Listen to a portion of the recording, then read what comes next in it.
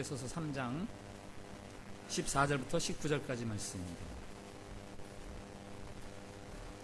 에베소서 3장 14절부터 19절까지 말씀, 봉독할 때에 살아계신 우리 하나님의 음성으로 들으시기 바랍니다. 이러므로 내가 하늘과 땅에 있는 각 족속에게 이름을 주신 아버지 앞에 무릎을 꿇고 비노니 그의 영광의 풍성함을 따라 그의 성령으로 말미암아 너희 속사람을 능력으로 강건하게 하시오며 믿음으로 말미암아 그리스도께서 너희 마음에 계시게 하시옵고 너희가 사랑 가운데서 뿌리가 박히고 터가 굳어져서 능히 모든 성도와 함께 지식에 넘치는 그리스도의 사랑을 알고 그 너비와 길이와 높이와 깊이가 어떠함을 깨달아 하나님의 모든 충만하신 것으로 너희에게 충만하게 하시기를 구하노라. 아멘. 샬롬. 샬롬. 예, 옆에 분들하고 밝은 얼굴로 서로 축복의 인사를 나누십시오. 하나님께서 우리를 사랑하십니다.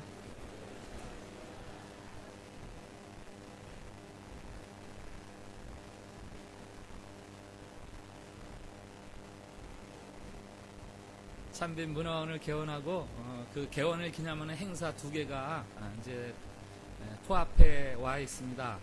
이번 주 목요일부터 다음 수요일까지 일주일 동안 한인, 인인, 미술 작가들 15인을 초청한 우정이라는 주제의 미술 전시회가 있습니다. 목요일날 7시에는 특별히 개막 행사가 있습니다. 많은 사람들이 좀 참여해 주면 좋겠고, 다음 주일날은 오후 5시에 우리 이탈리아 음악인, 한국인 음악인, 인도네시아 음악인 골고루 다 저희 교회에서도 출연하는 사람들이 있고요 해서 이렇게 신년 음악회를 하게 됩니다. 여러분들뿐만 아니라 여러분들만 오면 그 홀에 비해서 너무 적잖아요. 여러분들이 꼭 이웃 사람들을 꼭 초청을 해서 참빈 문화원을 통해서 우리 교민사회가 많은 혜택을 입을 수 있도록 그렇게 참여해 주시기 바랍니다. 독일 뉴렌베르크 박물관에 전시되어 있는 작품들 중에서 Praying Hands, 기도하는 손이라는 작품이 있습니다. 알베레이트 뒤러가 그린 스케치인데 아마 보신 분들이 있을 거예요. 저게 제목을 몰라서 그렇지 다 한 번씩 봤을 듯한 그런 그림인데 한번 보겠습니다.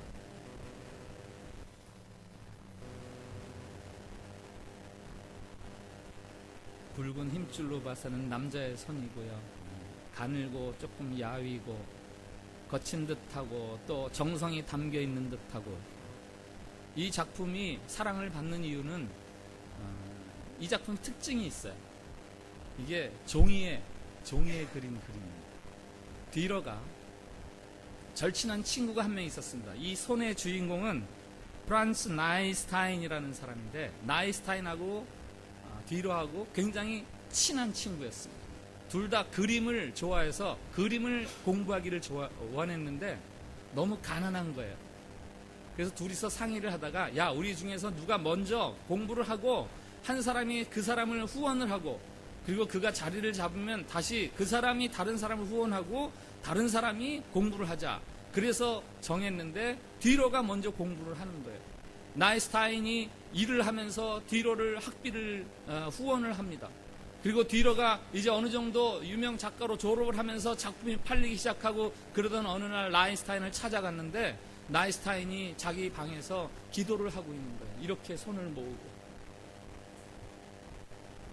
그런데 뒤러가 깜짝 놀랍니다. 나이스타인이 이렇게 하나님 앞에 기도하는 거예요. 하나님, 나는 그동안 너무 많은 일을 하느라고, 너무 굳은 일을 하느라고 손이 다 굳어져 버렸어요. 제 손으로는 더 이상 그림을 그릴 수가 없습니다. 그러나 제가 이렇게 애쓰고 수고했어도 우리 뒤러가 공부를 열심히 해서 이렇게 좋은 유명 작가가 되게 해주시니 저는 그것으로 너무 만족합니다. 하나님 감사합니다. 뒤러를 통해서 영광을 받아주십시오. 뒤러가 이 친구의 기도 소리를 들으면서 너무너무 감동이 돼서 그때 가지고 있던 스케치북에다가 그 손을 스케치를 한 거예요. 그저 평범하게 지나쳐갈 수 있는 기도하는 손, 뭐 평범하게 보는 손 아닙니까? 그러나 그 손이 나를 위한 기도하는 손이구나 라는 것을 알았을 때 뒤로는 감동을 받고 자기의 미술적인 은사를 발휘해서 작품을 만들었고, 이게 지금까지도 뉴렌베르크 박물관에서 많은 사람들의 사랑을 받는 그런 작품이 된 거죠. 오늘 설교 제목이 무릎 꿇고 비노니. 무릎 꿇고 비노니. 오늘 14절 말씀에 보면 에베소 교인들을 위해서 무릎 꿇고 기도하는 기도가 있었어요. 그 기도 소리는 감옥에서 드리는 기도 소리입니다. 감옥을 상상하실 수 있으세요? 감옥을 한번 상상해 보세요. 어둠침침했겠죠. 습기가 있고 칙칙하고 냄새도 나고 바닥은 차가웠을 것이고 딱딱했을 것이고 거기에 무릎을 꿇고 자기를 위해서 기도하는 게 아니라 에베소 교인들을 위해서, 에베소 교회를 위해서 기도하는 기도가 있었던 거예요. 여러분 혹시 무릎 꿇고 기도하는 경험이 있으십니까? 언제, 왜, 무엇 때문에 무릎 꿇고 기도하셨죠? 당시 유대인들은 주로 손을 들고 이렇게 기도를 했어요. 그런데 왜 이 사도 바울은 무릎을 꿇고 하나님에게 기도를 드렸습니다? 성경에 보면은 무릎 꿇고 기도했다라는 소개되는 몇 개의 이야기들이 있습니다. 먼저 예수님께서 십자가의 죽음을 앞에 두고 하나님 아버지 앞에 무릎 꿇고 기도를 드리셨어요. 사도행전에 보면은 스데반이 돌에 맞아 죽어가면서 마지막 기도를 무릎을 꿇고 기도를 드렸습니다. 사도행전 20장에 보면은 사도 바울이 에베소 장로들과 헤어지면서 이제 이것들이, 이 만남이 저들과 나의 마지막 만남이겠구나 라는 것을 알면서 이제 나는 예루살렘에 올라가면 나는 죽음을 당할지도 모른다라는 그런 비장한 순간에 에베소 장로들을 위해서 무릎을 꿇고 기도를 합니다. 여러분, 무릎을 꿇고 기도한다. 이게 어떤 기도입니까? 첫째는 간절함이겠죠. 간절함. 하나님, 이 기도는 꼭 좀 응답해 주십시오. 하나님, 이 기도는 꼭 좀 응답해 주십시오. 그리고 또 하나가 있다. 하나님 앞에서의 그 자기 자신의 낮춤과 하나님을 높임. 하나님 앞에서의 경외감이죠. 경외감. 하나님, 제가 감히 하나님에게 이런 기도를 아뢰나이다. 오늘 본문에 나오는 사도 바울의 기도는 사도 바울의 감옥 안에서 그 자신의 간절한 마음을 모아서 그 겸손하고 경외함을 가지고 하나님 앞에 기도를 드립니다. 사도 바울이 기도드리는 내용 가운데 먼저 눈에 띄는 대목이 있어요. 하나님에 대한 호칭입니다. 하늘과 땅의 각 족속에게 이름을 주신 아버지시오. 하늘과 땅의 각 족속에게 이름을 주신 아버지시오. 여러분, 기도할 때 뭐라고 먼저 기도를 하십니까? 자비로우신 주님, 긍휼이신 많으신 하나님, 주님, 하나님. 오늘 사도 바울은 기도하면서 하늘과 땅의 각 족속에게 이름을 주신 아버지시오. 여기에는 하나님에 대한 사도 바울의 신앙 고백이 담겨 있는 거예요. 먼저는 그 하나님의 광대하심이죠. 온 천지를 지으시고 온 족속을 지으시고 오늘도 그들을 다스려 가시고 주관하시고 섭리하시는 그 하나님의 광대하심, 그 하나님에 대한 신앙 고백이 담겨 있는 것이고, 또 하나는 하나님의 놀라운 사랑에 대한 고백이죠. 하늘과 땅의 각 족속에 이름을 주신 아버지. 여러분, 자식을 낳아서 이름을 지어본 경험이 있으시죠? 자식을 가졌을 때부터 이 아이의 이름은 뭐라고 지을까? 이 아이의 이름은 뭐라고 지을까? 여러분, 그 마음을 한번 상상해 보십시오. 아들을 열을 낳았어요. 근데 이름이 하나도 없어요. 야, 너 이렇게 부르는 거하고 윤기라, 윤근, 윤시가 이렇게 부르는 거 뭐가 다르죠? 아이에게 이름을 지어줄 때는 우리는 그 아이에 대한 사랑과 관심과 소망과 모든 애정을 담아서 그 아이에게 이름을 지어주는 거 아니에요? 하나님께서 이 세상의 모든 각 족속에게 이름을 지어주실 때 바로 그러한 마음으로 우리를 사랑하시고, 오늘 사도 바울이 하나님의 그 사랑을 아는 거예요. 오늘 특별히 에베소 교회는 이방인들이 주를 이루고 있는 교회예요. 하나님이 그 이방인들에게도 이름을 주시고 사랑을 가지시고 관심을 가지시고 그들을 그리스도의 자녀로 불러내셨다는 그 사랑에 감격해서 아버지, 여러분 기도할 때요, 이런 말이 필요 없지 않습니까? 무릎을 꿇고 기도하는 것 자체가 이미 신앙 고백이죠. 하나님, 제가 주를 경외합니다. 제가 주님의 사랑을 믿습니다. 말이 필요 없는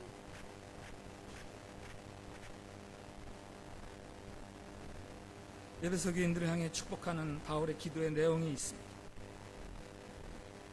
문장의 구조가 상당히 복잡하고 길고 장황한데 이것들을 좀 이렇게 정리를 하면 헬라어의 히나라는 단어가 있어요.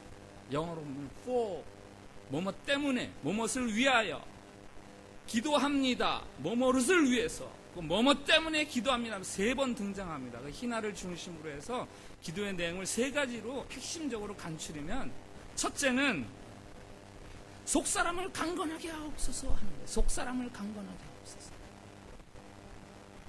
16절 17절 상반절까지 그의 영광의 풍성함을 따라 그의 성령으로 말미암아 너희 속사람을 능력으로 강건하게 하시오며 믿음으로 말미암아 그리스도께서 너희 마음에 계시게 하시옵고, 가장 핵심적인 문장은 너희 속사람을 강건하게 하옵시며.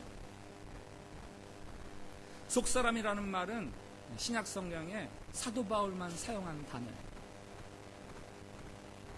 로마서에 보면은 이렇게 합니다. 내 속사람으로는 하나님의 법을 즐거워하고. 고린도 후서에는 우리의 겉사람은 낡아지나 속사람은 날로 새롭도다. 이 속사람이라는 것은 겉으로 보는 그런 것이 아닙니다. 예수 그리스도를 주로 고백함으로 말미암아 우리의 존재됨의 가장 핵심적인 부분에서 그 주님을 향한 사랑과 믿음이 자라나면서 우리의 육신과는 상관없이 우리 존재의 가장 근원된 변화된 부분, 그 부분이 속사람이에요. 오늘 사도 바울이 에베소 교인들을 향해서, 에베소 교회를 향해서 그 속사람이 강건해지게 해 주시옵소서, 이렇게 기도하는 거예요. 예수님을 구주로 믿는다는 사람들 가운데서 이 속사람이 유약한 사람들이 많아요. 쉽게 흔들리고 혼돈스러워하고 기웃기웃거리고, 이게 속사람이 약한 거죠. 지난 금요일 새벽 기도 때 누가복음 8장을 같이 나누었습니다. 바다 한가운데를 지나다가 광풍을 만난 배의 이야기, 예수님의 제자들 혼비백산, 난리 법석 소란을 떱니다. 우리가 죽게 되었습니다. 그런데 그 배의 제자들 말고 또 한 분 타신 분이 있으셨죠. 우리 주님.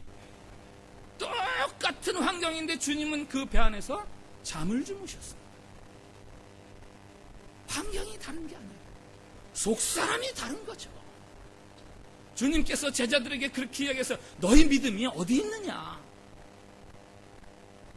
마태복음 병행구절에 보면 믿음이 적은 자들아. 주님께서 그 광풍이 있는 배 안에서 편안히 주무시는 것은 속사람이 강건하기 때문에, 제자들이 혼비백산 난리 요란을 떠는 것은 속사람이 약했기 때문입니다. 예수님을 한번 상상해 보세요. 예수님은 언제든지 마음속에 평안이 있으셨어요. 풍랑과 반대, 협박, 공갈, 살의, 혹은 불의하고 공정한 처우, 혹은 반대로 칭찬과 사람들이 막 몰려들고 그를 높여주고 하는 그 모든 것들 속에서 주님은 늘 평안을 유지하셨어요. 왜 그랬습니까? 속사람이 강건하시기 때문에. 신자들 가운데 지나치게 환경에 센시티브하게, 민감하게 반응하는 사람들이 있습니다. 조울증 걸린 환자, 심리적인 조울증 말고 신앙이 조울증이 걸려있어요. 뭐 은혜 조금만 받으면 막 천국에 올라갈 것 같아. 할렐루야. 아, 목사님, 하나님의 은혜가 얼마나 너무 감사하고요. 나 같은 죄인까지 사랑해 주시고. 그러다가 한 2, 3일 있다 전화, 목사님,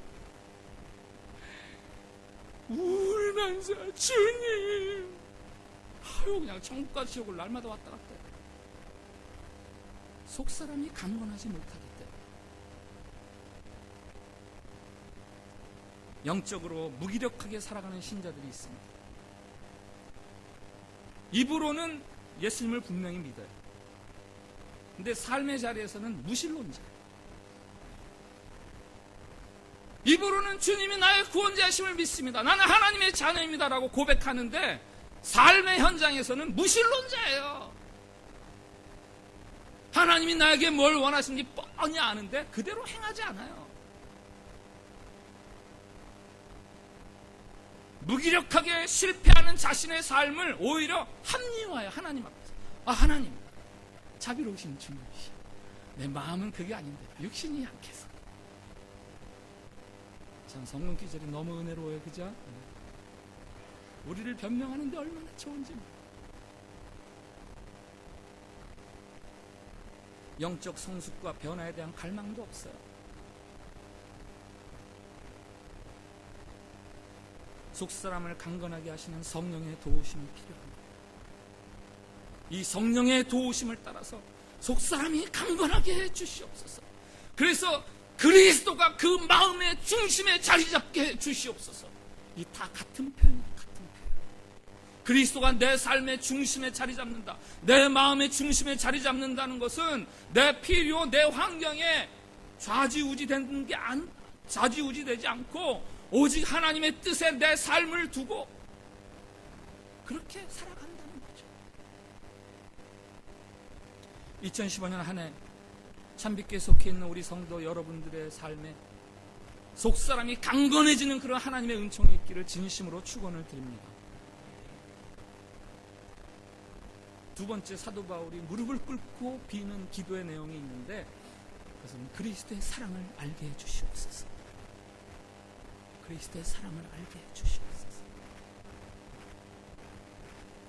17절 하반절부터 18절, 사랑 안에서 뿌리가 박히고 터가 굳어짐으로 모든 성도들과 함께 능히 그리스도의 사랑의 너비와 길이와 높이와 깊이가 어떤지를 깨닫고, 여기에 희나가 붙어있어요. 예수 그리스도가 우리 가운데 거할 때 나타나는 증거가 하나 있습니다. 아주 분명한 증거예요. 그리스도께서 우리의 삶에 거하실 때 나타나는 증거, 그것은 사랑입니다. 사랑. 그 삶이 사랑의 뿌리를 내리고 사랑을 터전으로 해서 살게 돼요. 사랑에 근거하고 사랑에 의해서 판단하고 사랑에 의해서 행동하게 되는 거예요. 그게 예수 그리스도가 내 마음의 중심에 있다는 증거입니다. 이제는 나 우선적인 삶이 아니라 하나님을 사랑하는 삶이 우선이에요. 이웃들을 배려하고 관용하고 용납하고 참아주고 기다려주는 삶이 우선적이에요. 이게 예수 그리스도가 중심된 삶의 특징이에요. 특징. 로이드 존스 목사님이 말하는 현대 교인들의 아주 가장 심각한 문제가 있는데 그리스도의 사랑을 모른다는 거예요. 교회 와서 예배를 드립니다. 성경 공부를 합니다. 성경을 잘 외웁니다. 그런데 그리스도의 사랑을 알지를 못해요. 머리는 풍성한데 가슴이 냉랭해요. 말라 비틀어졌어요. 오늘 18절에 예수님의 사랑을 지식에 넘치는 사랑이다. 지식에 넘치는 사랑이다. 머리로 이해할 수 있는 사랑이 아니라는 거예요. 우리의 이해를 초월하시는 예수 그리스도의 사랑. 그 그리스도의 사랑의 넓이와 길이와 높이와 깊이. 사랑의 넓이가 있습니까? 예수 그리스도의 사랑의 넓이 무엇입니까? 사랑의 대상을 얘기하는 거죠. 네만이 아니라 모두 이방인들까지. 에베소 교회는 이방인들의 교회. 그 버림받은 줄 알았던 이방인들까지도 사랑해 주시는 예수 그리스도의 그 넓은 사랑.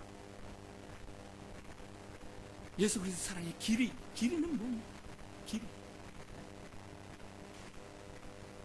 에베소서 창세전에 우리를 택하시고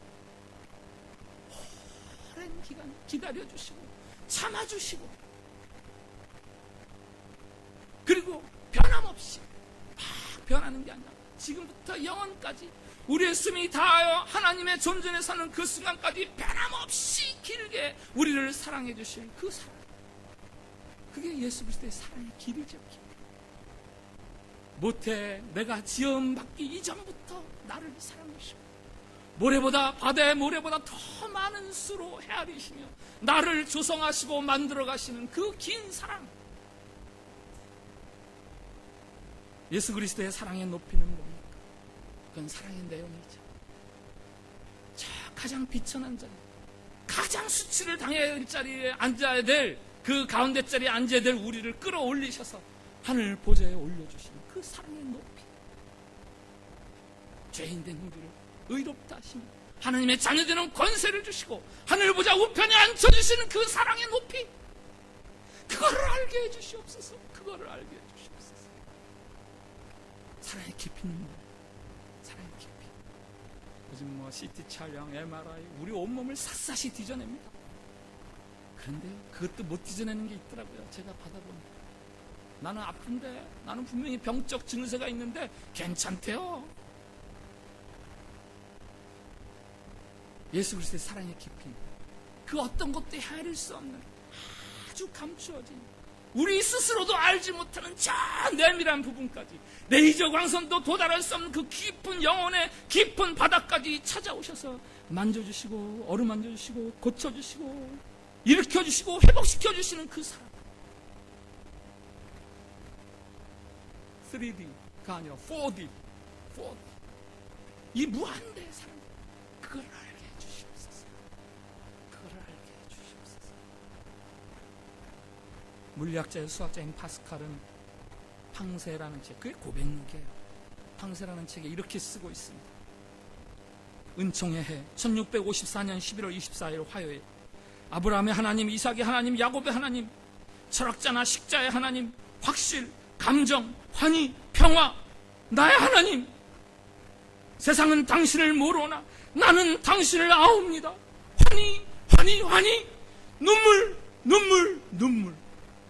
이게 뭐 철학자나 수학자가, 물리학자나 수학자가 이런 비논리적인 말을 어떻게 씁니까? 그냥 그 사랑에 감격스러워서 아무 말이나 막 하는 거예요. 환희, 감사, 눈물. 이 파스칼이 그 주머니에 항상 넣고 다녔다는 메모 종이가 있어요. 예수, 생명, 환희. 예수 그리스도의 사랑을 아는 자가 그 삶을 어떻게 살아가는지, 살아갈 수 있는지 우리에게 보여주는 거죠. 제가 신학대원에서 공부할 때 구약학 교수님, 머리가 반백이 되시고 저보다 나이도 훨씬 많으시고 지금은 은퇴하셨어요. 나중에는 신학대학원 총장까지 되셨는데 학생들 앞에서 그러세요. 나는 죽은 개보다도 못한 자다. 교수님이 박사학위 받고 청빙 받아서 아마 손꼽히는 한국에서 구약학자십니다. 나는 죽은 개만도 못한 자다. 개는 뭡니까 여기서? 맛있는 겁니까? 아니죠. 가치 없는 그게 개잖아요.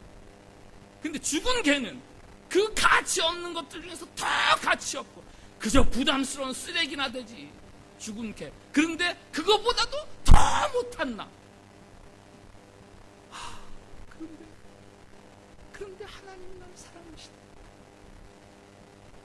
그래가지고 그 교수님 차를 안 몰고 다니세요. 학교 올 때 늘 전철을 타고 지하철을 타고 다니세요. 왜? 사람들에게 복음을 전하라. 학생들 앞에서, 분명히 제가 듣는 앞에서, 나는 매일 하루에 최소 한 명 이상에게 복음을 전하려고 지하철을 타고 다닌다. 그 사랑에 감격해서 이 사랑을 전하지 않고는 견딜 수가 없었어요.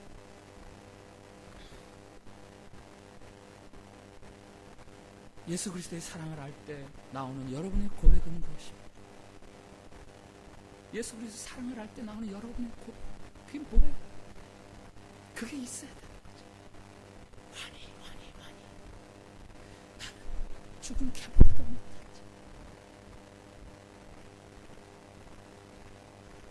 무릎 꿇고 비는 세 번째 기도 내용이 있어요. 하나님의 충만하심이 너에게 충만하기를. 하나님의 충만하심이 너에게 충만하기를. 19절, 그 너비와 길이와 높이와 깊이가 어떠함을 깨달아 하나님의 모든 충만하신 것으로 너에게 충만하게 하시기를 구하노라. 이 구하노라 맨 마지막에 나와요. 문장이 굉장히 복잡한데 세 가지로 정리를 해드립니다. 하나님의 그 충만하심, 내 안에 충만하게. 사랑이 사랑을 알게 하는 거죠. 나를 향한 예수 그리스도의 그 사랑의 넓이와 길이와 높이와 깊이를 알게 될 때 내가 사랑하기 시작해요. 내가 사랑을 하기 시작해요. 그러면 내가 하는 그 사랑을 통해서 또다시 나를 향한 사랑을 더 깊이 알게 되고, 그래서 더 사랑하게 되고, 더 사랑하니까 더 큰 사랑이 느껴지고, 그래서 막 이게 선순환이 일어납니다. 선순환. 그래서 그 하나님의 충만하심이 이제는 우리 안에 충만하게 이루어져. 그 하나님의 부족함이 없인 충만하신 사랑이 우리 안에 충만하게 받아들여져. 2015년 이 한 해를 사랑하는 우리 참빛교회 성도 여러분들에게 진심으로 이 하나님의 충만하심이 충만하기를 진심으로 축복을 드립니다. 여러분이 구할 것은 다른 거 아니에요. 여러분 돈이 필요하세요? 여러분 건강이 필요하십니까? 예, 그런 것도 필요하고 그런 것도 구하십시오. 그러나 그것들보다 정말 여러분들이 무릎 꿇고 구해야 할 것이 있는데 그것은 하나님이에요. 하나님, 나에게 좀 충만하게 임하여 주옵소서. 하나님이 여러분의 삶에 충만할 때 여러분은 더 이상 그 어떤 것도 필요하지 않은, 그 어떤 것도 아쉬워지지 않는 그런 삶이 되는 거예요.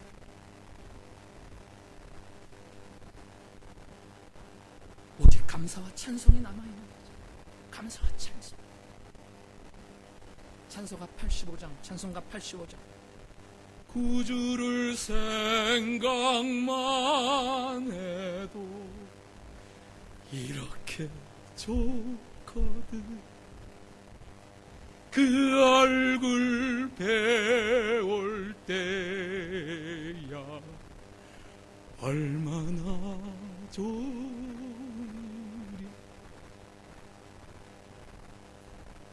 이게 옛날 찬송가예요. 구주를 생각만 해도 내 마음이 좋거든. 주 얼굴 배울 때야 얼마나 좋으리. 제가 학생 때요, 저희 집안에서 이 찬송을 그렇게 부르는 사람이 있었어요. 저보다 7살 많은 저희 형. 제가 학생 때 이 찬송을 그렇게 흥얼흥얼대면서 막 부르는 그 형을 보면서, 야, 저 형은 진짜 주님을 사랑하는구나. 진짜 주님을 사랑하는구나.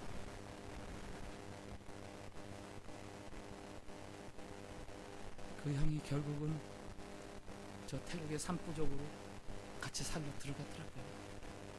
그 산부족들에게 예수 그리스도의 사랑을 전하러 평생 그들과 함께 살다가 그들과 함께 죽겠다고 거기에 교회 안에 세웠는데 거기에 자기 무덤 파놨어요. 난 여기 죽겠다. 올 연초에 새해 단상을 페이스북에, 저희 형 페이스북에 이렇게 올렸더라고요. 먼지는 세월을 먹어 덕지를 진다. 나이도 그렇게 덕지를 진다. 62년이 넘은 지금 덕지가 새까지 칙칙하다. 안으로 선명했던 생각이 고집이 되고 청순했던 비전이 욕심이 되고 세상을 탓하기 전에 유혹은 이미 내 안에 있었다. 이런 모습인데 그래도 하나님은 용서하신다고 말씀하신다. 바보 하나님이라서가 아니라 다시 사랑으로 살라고. 하나님을 바라보면 하나님이 너무 불쌍해집니다. 나를 생각하면 처절해지고 안타까움만 밀려옵니다. 내 마지막 눈꺼풀이 닫히는 그 시간에도 나는 그렇겠지요. 이것이 인생인가요? 오직 은혜로만 살아가는 인생인가요? 그렇게 그 산부족들을 사랑하면서 자기 사랑이 너무 부족해서 안에서가 아니라 일평생 바쳐서 죽도록 사랑하는데 내가 왜 저들을 사랑하지 못하지 하는 자신의 부족함 때문에 탄식하면서 쓴 글입니다. 하나님으로 충만해지는 삶, 나를 향한, 우리를 향한 예수 그리스도를 통해 보이시는 그 넓이와 길이와 높이가 충만한 우리의 이해와 지식을 초월하는 그 그리스도의 사랑을 알아서 우리의 속사람이 강건해져서 이제는 하나님을 사랑하고 이웃들을 사랑하는 그런 삶, 그거를 위해서 사도 바울이 무릎 꿇고 기도하는 거예요. 속사람의 강건, 그리스도의 사랑을 알게 하시고 하나님의 충만함으로 충만케 하시고, 사실 그거는 다 같은 이야기죠. 같은 거를 이렇게 저렇게 다르게 이야기하는 거죠. 올해 우리 교회 표감은 한번 같이 해볼까요? 시작. 하나님 알기, 하나님 사랑하기, 하나님 따라 살기. 다 똑같은 얘기 아니에요? 하나님 알기, 하나님 사랑하기, 하나님 따라 살기. 그저 이렇게 수사적인 기법을 이용해서 다르게 표현했을 뿐이죠. 설교 초두에 소개한 알브레이트 뒤러의 친구의 손을, 기도하는 친구의 손을 그린 그 뒤러의 또 다른 그림이 있어요. 자화상, 뒤러의 자화상. 좀 해상도가 떨어져가지고 죄송합니다. 제가 이 뒤러라는 사람이 도대체 어떤 사람인가 요거를 한번 꼽아서 텔레비전에는 좀 선명하게 나오는데, 뒤를 한번 보시죠. 텔레비전 한번 보세요.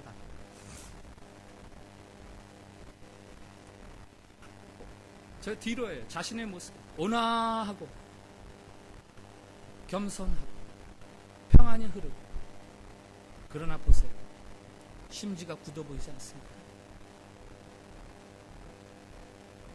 뒤로는 자신의 작품 활동 후반기에 가면은, 중반기를 넘어서 후반기에 가면은 예수 그리스도의 순한 그림밖에 안 그려요. 다른 그림 안 그려요. 예수 그리스도의 순한 그림 계속. 그 중에서 두 개를 모아왔어요. 한번 보세요. 작은 순한 이야기, 큰 순한 이야기 해가지고 작은 순한 시대, 큰 순한 시대. 다른 건 안 그리고 예수님의 그 순한 당하신 그것만 그리는 거예요. 다른 사람들에게 자극을 주기 위해서 그러는 겁니까? 아니죠. 그의 심령 속에 그 예수의 사랑이 물밀듯 밀려오니까. 오늘 에베소 교회를 향해서 무릎 꿇고 기도하는 사도 바울이 있습니다. 알브레이트 뒤러가 감동받은, 자기를 위해서 기도하는 친구의 손이 있습니다. 우리에게도 그런 기도하는 분이 계세요. 바로 예수님이시죠. 그저 이 굳은 살이 배길 때까지 일해서 돈을 보내는 그런 손이 아니라, 그저 차디찬 딱딱한 바닥에 무릎 꿇는 그런 무릎이 아니라, 자신의 손에 못이 박히고 자신의 발에 못이 박히도록 그렇게 우리를 위해서 중보하시는 분이 계세요. 예수 그리스도.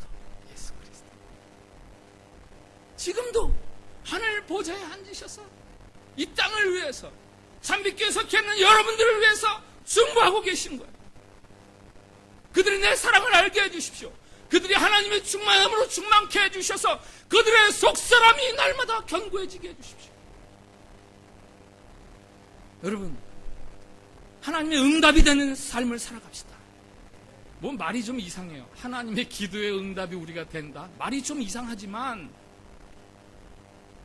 올 한 해 하나님 알기, 하나님 사랑하기, 하나님 따라 살기, 이것을 통해서 하나님의 응답이 바로 우리가 되는 그런 축복된 한 해를 살아갈 수 있기를 축원을 드립니다.